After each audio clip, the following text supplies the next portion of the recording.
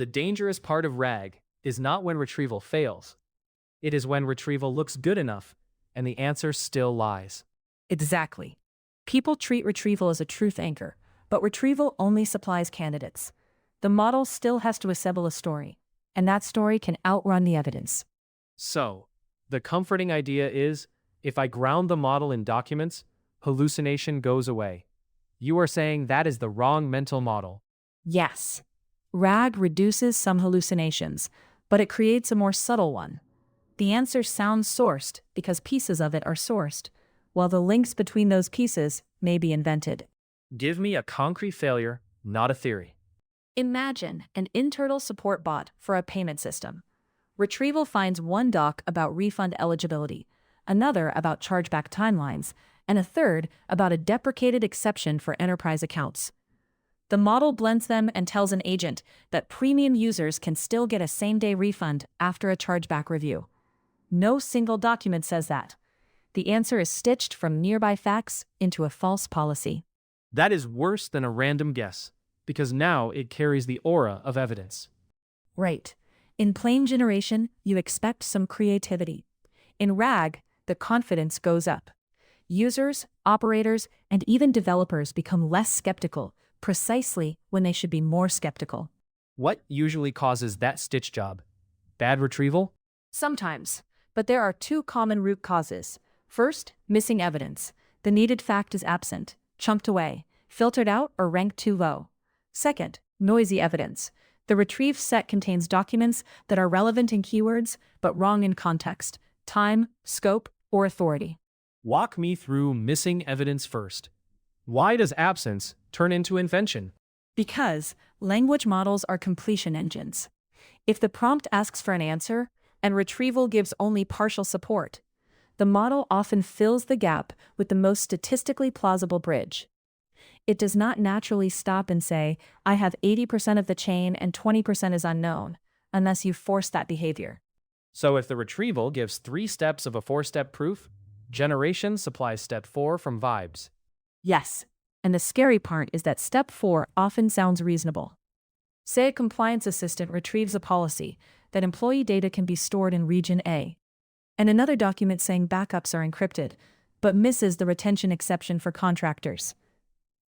The model answers that contractor records follow the same retention schedule as employees. That is a neat unsupported link, and it can create legal exposure. Now noisy evidence. That sounds less obvious, because retrieval did return something. Noisy evidence is often the real killer. Documents can be semantically similar, yet operationally incompatible. A spec for version 2 gets retrieved for a version 1 question. A policy for Europe gets retrieved for a US workflow. A troubleshooting article for self-hosted deployments gets retrieved. And the model tends to flatten those distinctions. Exactly. It merges instead of adjudicating. For example, a developer asks, why does our API reject tokens after 30 minutes? Retrieval returns a current off-doc saying tokens expire in 30 minutes, plus an old migration node mentioning a 60-minute grace period during rollout. The model answers that there is a hidden grace period, and the failure is probably clock skew. That explanation sounds technical and grounded. It is also wrong if the migration ended months ago. So one bad chunk can tilt the whole answer, especially if it offers a nice causal story. Yes, generation loves coherence. If one chunk suggests a mechanism, the model may elevate it into the explanation, even when the evidence set does not justify that conclusion. That feels like the core trap. Retrieval gives facts, but generation invents relationships. That is the heart of it. Facts are not enough.